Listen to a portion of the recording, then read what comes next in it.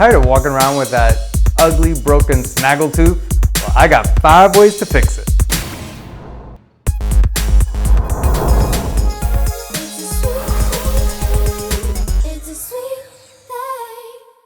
In step 1, the first thing I do is select the shade. Who knew there was so many shades of white? Well, we've got a whole selection to make sure we get the right shade for you. Step 2, we prepare the tooth surface.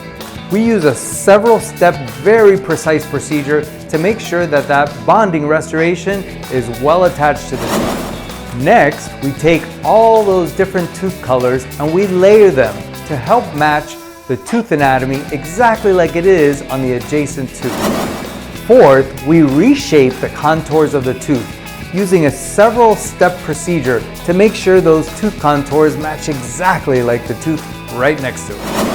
Last but not least, we check the bite to make sure that you're not biting too strong where you could break that new restoration that we just made for you.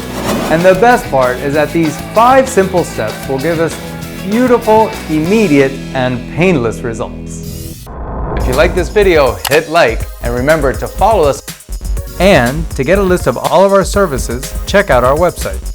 Remember, it's more than just beauty, it's beyond beauty.